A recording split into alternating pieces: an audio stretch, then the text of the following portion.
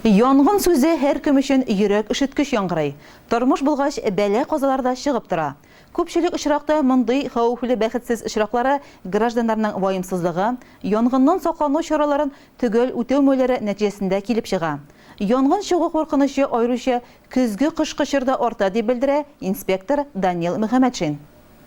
С наступлением осенне-зимнего периода резко возрастает количество пожаров в жилом секторе. Стремясь поддерживать тепло в своих домах, люди используют отопительные печи, электронагревательные приборы, газовые плиты, духовки, которые при определенных условиях могут стать причиной возгорания и, следовательно, причиной травматизма и гибели людей. Наибольшую опасность для себя и окружающих создает сам человек, небрежно обращаясь с огнем и его источниками.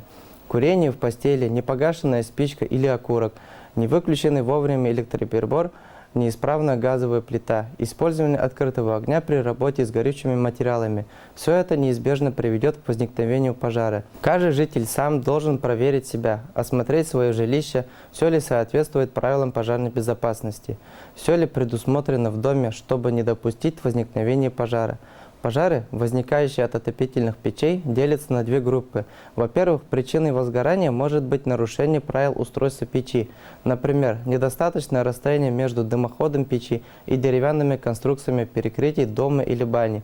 Сюда же можно отнести отсутствие предтопочного листа, в результате чего из-за выпавших углей загорается пол.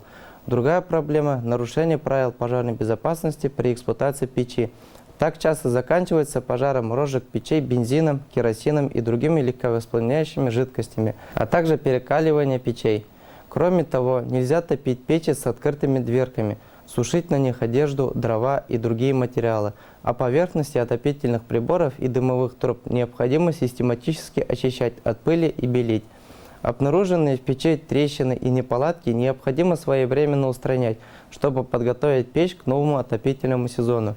В век технологий в жилье очень много техники с режимом ожидания, который является пожароопасным режимом электроприбора. Очень важно обесточивать все электроприборы, уходя из дома, а электрические нагревательные приборы размещать вдали от штор и мебели. Помните, защита имущества от пожаров и обеспечение безопасности своего здоровья и жизни зависит только от вас.